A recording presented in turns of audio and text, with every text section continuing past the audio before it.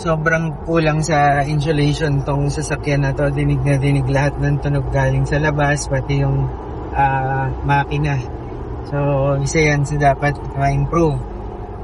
Pero ang masasabi ko, sobrang liksi ng makina, tapos sobrang ganda ng response na itong automatic transmission niya. Tapos meron pa siyang sports mode, ganyan. Pwede mong parang manual siya. Plus or minus ka lang. Tapos gano'n. Sobrang komportable gamitin. Tsaka matulin. Very responsive siya. Pag diniin mo, sunod siya kagad. Ramdam mo yung power tsaka yung pagiging responsive. Aside from magaang kasi, kaya kaya niya talaga yung katawan niya.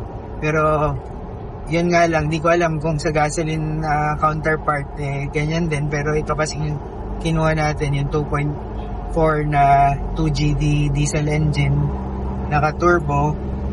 Parang talagang match for each other sila.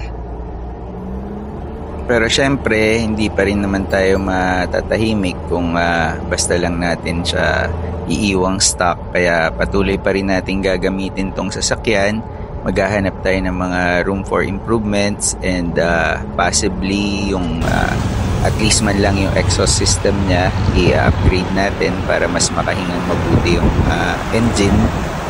And then titingnan pa natin kung ano pa yung mga pwede nating i-upgrade at i-improve because syempre kasama niyan sa ating gawain. So isa sa hindi okay dito sa Tamaraw o yung Hilux Champ, ayan, walang insulation. So yung firewall niya lata lang.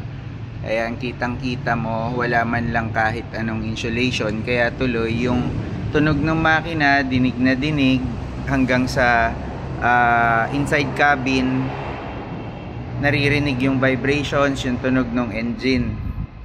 Kaya yan yung mga may room for improvements. Tapos itong underhood, wala ring insulator, labas din yung lata. Ayan yung paligid.